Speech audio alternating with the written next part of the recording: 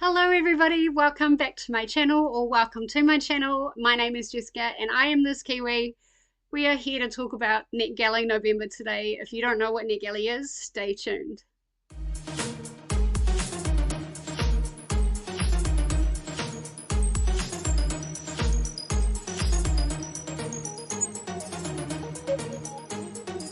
So this is a readathon hosted by Nicole from Dusty Book Sniffers and co-hosted by me and several other amazing people from across the globe. So before you go any further, make sure you check the description below and subscribe to everybody that I have tagged. What is NetGalley? NetGalley is a free, amazing resources for people who review books on like social media, like blog, YouTube, Goodreads, Instagrams, all of that kind of good stuff.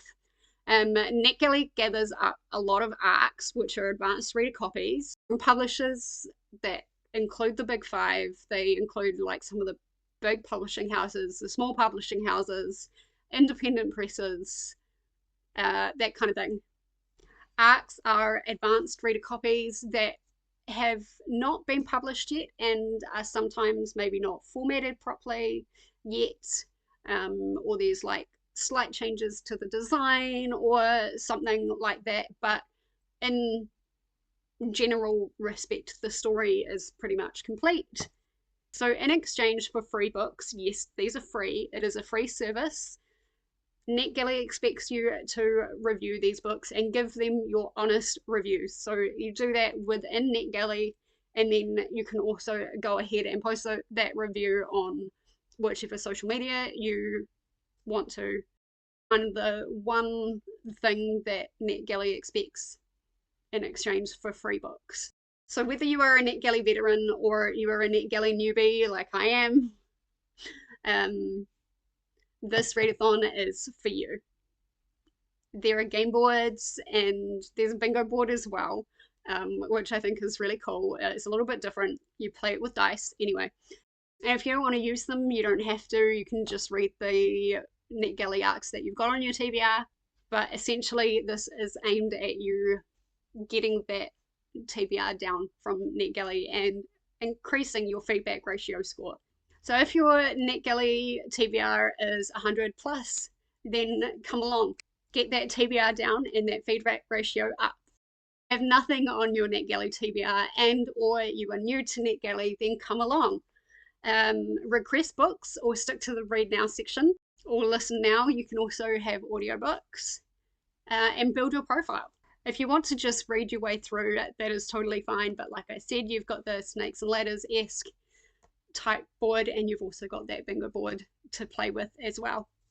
So to join, just simply click on the Discord link. It will be linked in the description below, and then you will have access to all the graphics and all the chats and the recommendations and game boards obviously and their rules. Sprints, there's going to be loads. We have so many people from around the world, northern and southern hemisphere, so you should be able to find sprints pretty much any single day. So with all of that being said, let's talk about my own TBR. I decided to play plot twists, and this works kind of like Snakes and Ladders, except if you land on the bottom of a twist you go up, if you land on the top of a twist you go down. So I will have the dice roll over here on screen, and I will also be looking at the prompts as I go along. Note that not every square has a prompt that is related to it. So if that happens, you just move on from that. So starting on square 1, we got a 6. So that landed us on square 7, and that prompt was for a name in the title. And for this one, I went with Jenny by Matt Hilton. And essentially, this is about a group of friends that witness the brutal attack and murder of somebody in the woods. Actually, I think there's a couple of people in the woods that the witness is happening to.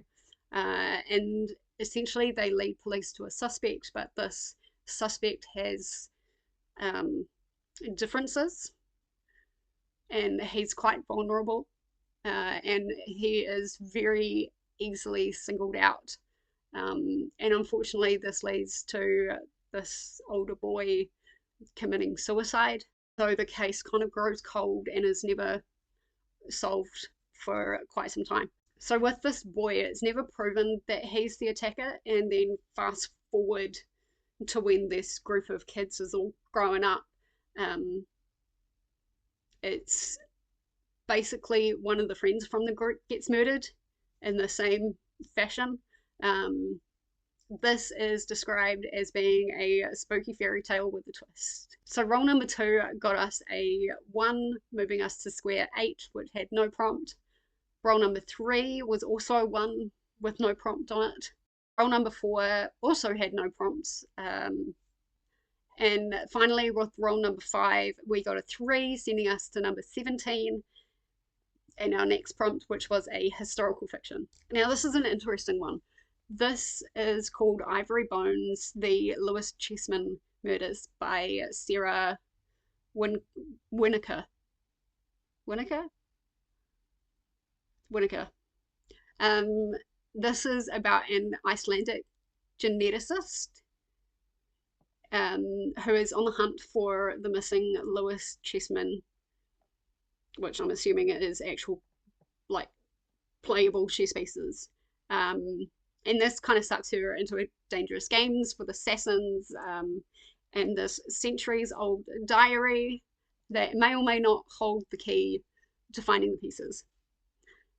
This blends historical fiction with modern murder mystery, so it should be really interesting to see how they balance that line in the genres. Roll number 6 was another 3, and I'm really glad there's no consequences for doubles in this. Ended us on 20, so there was no prompt for that. But the 4 that we rolled next, taking us to 24, had a prompt of reading a self-improvement book. Now this one I'm super interested to read. It's called Deprogram Diet Culture, Rethink Your Relationship with Food, Heal Your Mind, and Live a Diet-Free Life by Dr. Supatra Tova. What a title. That is an absolute title. And it is a subject that definitely interests me as somebody who was training to be a naturopath and specializing in nutrition. Yeah, very interesting. The first sentence of the synopsis reiterates exactly what I believe, and that is dieting is one of the greatest contributors to weight gain. And this book combines life experiences, medical science, psychology, to delve into the culture of diets, the how, the why, and then it aims to teach people how to break that culture through like exercises and things like that. What I'm really interested to see with this is how biased the information is. Because quite often with self-improvement books, I've found that authors can be very biased and they don't really include information that contradicts what they're trying to say. Or they can include information but like twist it in a way that kind of works to their own narrative. And so that I'm really interested to see, like, does it reference evidence-based practice or studies? Is the author trying to sell us on her own opinions based on her own experiences? I mean, kind of, but yeah, are they trying to sell us on one particular viewpoint, or are they giving space for other opinions? That kind of thing. This type of book brings me back to my studies. At uni, we had this class where we had to analyze texts and looked for like loads of different things to help us find out whether the text was credible or not, using a checklist called the CRAP test. So I think I could probably see myself using that and just seeing where things land with that. I think I could be quite critical of this one. It'd be very interesting. Our next roll was a 4, So that was Space 28, and that was a book with LGBTQIA plus representation, and this is a book that I think could trigger some people. So go to this timestamp right here to skip this. It deals with conversion therapy. This is Shame, Sex, Attraction by Lucas Wilson, and this book deals with the subject of conversion therapy. And this is a practice that I personally find abhorrent. Conversion therapy, in theory, is used to convert those in the queer community into being heterosexual or straight. And this is a collection that spotlights survivors of this traumatic and quite often abusive practice. The book is a fight to ensure that the practice is stamped out. So I think this could be an incredibly important read, and I would argue is my most anticipated read of the entire TBR. So next we rolled a 2, and that was to read a book that is outside of your comfort zone. And this is an interesting one. I don't really have a lot of books that are out of my comfort zone. And it's really hard with an arc to know if it's going to be out of my comfort zone. I was really thinking like genre. No, dark romance is out of my comfort zone, but I really did not feel like reading that after having such a anxiety-inducing month with my reads in October. So I decided to go for Race Across the World puzzle book by Roland Hall. And the out of your comfort zone part of this is the fact that it's a puzzle book, and I'm really not sure how to review a book like this. I've never seen one on NetGalley before. It is also under the travel lifestyle category, and I don't really delve into travel lifestyle things. And the synopsis doesn't really give anything away either as to what the book is. Like, is it trivia? Is it crosswords? Is it word searches? So yeah, it'll be interesting, and I think it'll give a really nice break from like traditional books, because it's based on the show. That's the one thing I did get from the synopsis, is that it is based on the show. Anything else, I don't know anything about it, and that's what kind of makes me uncomfortable, is the not knowing. So we got a good roll for roll 9. We got a 6, which took us up to number 36. This was to read a horror. Now for this one, I originally chose a book called Session 9, which is a book that is actually based off a movie. And I thought that was going to be really interesting. But a really weird thing happened. I got it, and it said that it didn't have an archive date. But then when I got it, and I checked back a couple of days later, it had archived. And I hadn't downloaded it yet, and I don't think I can actually get it anymore. So if any veterans have ever had that happen to you, please let me know, and if I can fix it, because I don't really want that affecting my NetGalley score. But my next choice was The Murders in Endicott Hotel by David Murphy, which is what I'm going to be reading for that. This is described as a locked door thriller, murder mystery, horror. It centers around these serial killers that have undergone a new medical treatment, which apparently cures them of ever wanting to kill again. After they have been released from prison and go back to society, the biomedical company that has advocated for them to have this operation flies the serial killers and several members of the company staff to a hotel for like a private getaway, congratulations, celebratory thing. And so this is set in Alaska, and there's like quite a few things that are going on.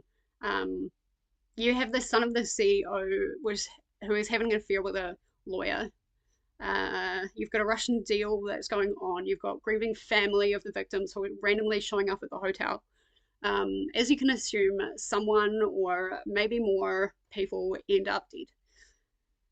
So then we have to figure out if it's the serial killers or if somebody else is doing it or something else is doing it. It sounds like a straight up mystery to me, but it was in the horror category. So yeah, it'll be interesting to know where the horror comes into it. Roll number 10 was another 6 that got us to space 42, and there was a twist. So when you land on the bottom of a twist, you go up.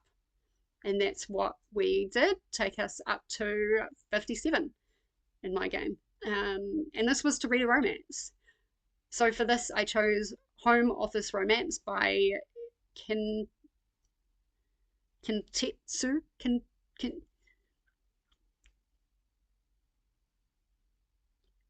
Kintetsu Yamada.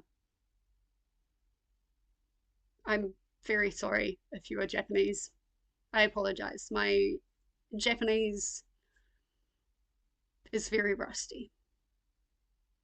So this is a manga, and it looks really cute. I'm not a romance girly, but the last graphic novel that I read was Heartstopper, and that was a romance, and that made me squeal. So, there's hope that we can at least try to do the same with this one. This is set in the time of the COVID pandemic, and both of our love interests are forced to work from home. They are in the same apartment complex, and through his love of gardening and creating a rooftop garden, the male love interest meets his neighbor, aka the female love interest, but they're forced to social distance. I think it'll be interesting to see how they navigate like meeting each other and developing a relationship under such strange circumstances. I've not had the best luck with Japanese literature, to be completely honest, but I am excited to try manga for the first time. This will be my first manga, and to see if that changes things for me. So from 57 to 59, we rolled a 2, and that leads us to another twist. So we go up to number 66. This was an interesting one, being a mood read. Okay, so editing Jess here. For those of you who are really astute, you know that my numbers have not quite been right. First off, we actually landed on 55. And that was to read a romance. There was a little prompt on that. And then we started playing backwards. So we actually landed on, what was it, 53? 53 from 55. I'm not going to change it now. We're just going to roll with it. I'm pretty sure I go the right way from now on, but yeah, we're just going to say that I'm directionally challenged and leave it at that. And get that now, because I don't know what I'm going to be in the mood for, but I saw something that I think would be interesting for me at any point during the time in the month. And that is called Time Expansion Experiences by Stephen Taylor. This is an audiobook, which will be a nice thing for my brain. And it's kind of like, it's a sciencey book, but with like experiences from people that are sprinkled throughout, and it's kind of creepy in a way. Stephen is a psychologist that has spent many, many years researching the phenomena he calls time expansion experiences. Think the feeling of time slowing down after there's been an accident, the sudden disappearance of time, feeling that time is just stretching out and isn't going anywhere. Also that feeling of time going really, really fast. Meditation as well is part of that. So he explains through case studies and experiences what happens in the brain during that time, and anything to do with the brain and psychology and psychological studies is really, really interesting to me. Again, it'll be interesting to see how biased the book is, and see how he draws his conclusions, whether it's just case studies or he goes a little bit more in depth into chemistry will also be really interesting. So the next roll was a 1, and that had no problems attached to it. So moving on to 4, which takes us to number 71 and animals on the cover. Now this is a beautifully drawn cover. It has a beautiful fox on the cover, and I was so glad to find this. It is Witchcraft, a graphic history by Lindsay Squire. Now, I'm a very witchy person, and I've always found the history behind witchcraft quite fascinating and intriguing and often heartbreaking.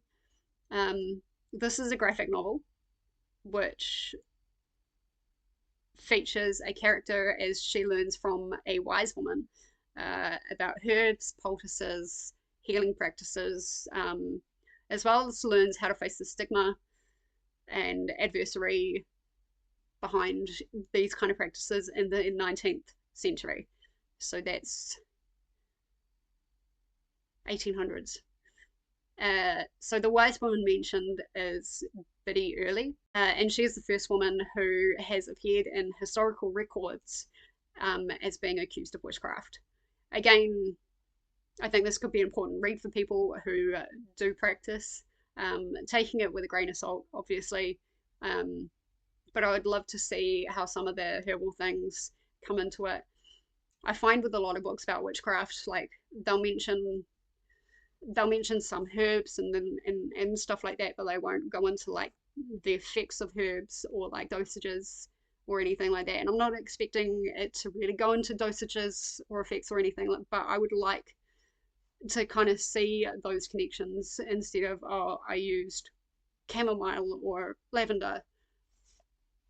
Like I would like to see some other herbs that are mentioned and why they are good for healing practices. And again, this is really interesting to me because with the naturopath studies, there was herbalism as well. So there are a few herbs that I'm quite aware of and some that I am drawn to that have been used for many years for all sorts of different things. So yeah, very interested in that one. That is it for my NetGalley November TBR. I hope you join me in this amazing reading challenge created by Nicole. Once again, make sure you are subscribed to everybody so you don't miss out on anything that they're doing. Are there any books on here that I have mentioned that you are interested in? If so, which ones? Are you a NetGalley veteran or a NetGalley newbie?